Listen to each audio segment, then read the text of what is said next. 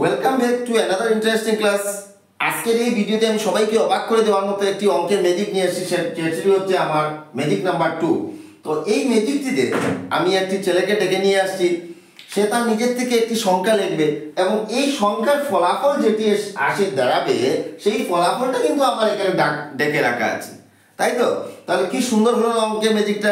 দেখি তার নিজের থেকে একটি সংখ্যা এখানে লিখুক, এরপর অঙ্কর ফলাফলটা কিন্তু এখানে লেখা আছে। তো আমি অনির্বাণ, আসো এদিকে।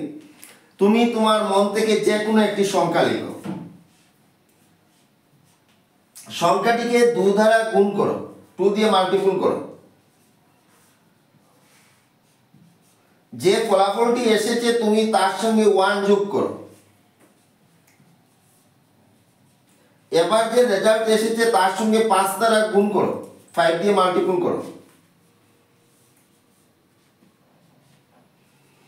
এবার ইউনিটের গড়ের যে ফলাফলটা এসেছে এককের গড়ে, সেই এককের গড়ের সংখ্যাটিকে সেপারেট করে লিখে তার সঙ্গে 10 যোগ করো, 7 যোগ করো।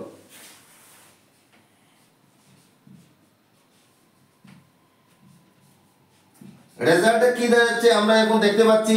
এখানে লেখা আছে 12। আমার এখানে কি লেখা আছে? 12 লেখা আছে। তাহলে অবাক করার বিষয় হলো, আশা করি ভিডিওটি ভালো লেগেছে। নেক্সট,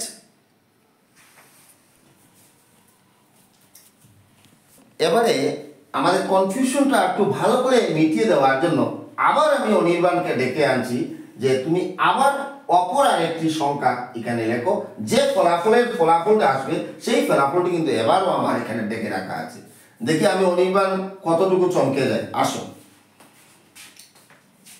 একটি সংখ্যা লিখো, সংখ্যাটির সঙ্গে সেম মেথড 2 দ্বারা মাল্টিপুল করো।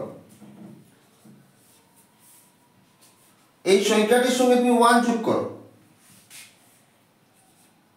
এবারে ওর সঙ্গে 5 মাল্টিপুল করো।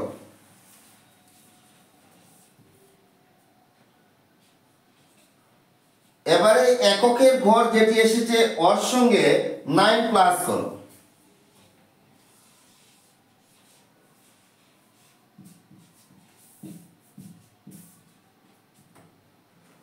আমরা দেখতে পেলাম এখানে 14 এসেছে, তাই না?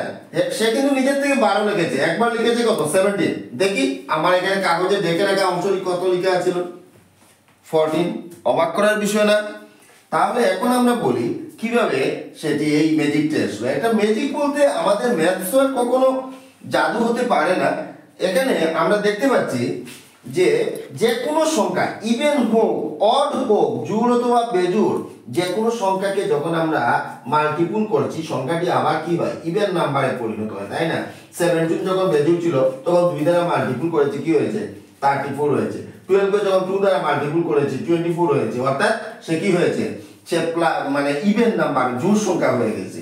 তখন আবার যখন 1 যোগ করছি, 1 যোগ করে যখন 5 দ্বারা মাল্টিপুল করছি, দুটো ক্ষেত্রেই দেখা গেছে ইউনিটের করে কি আছে? 5 আছে। তাহলে আমি তো আগেই দেখে রেখেছি কত? ইউনিটের সঙ্গে আমি 7 যোগ করব, অথবা ইউনিটের সঙ্গে আমি 9 যোগ করেছি। হ্যাঁ, যদি আমি 10 যোগ করি তাহলে কত হবে? 15 হবে। 9 যোগ করেছি 14 হবে। 7 যোগ করেছি কি হয়েছে? 12 হয়েছে। কি সুন্দর, অবাক করার ম্যাজিক না? ধন্যবাদ সবাইকে।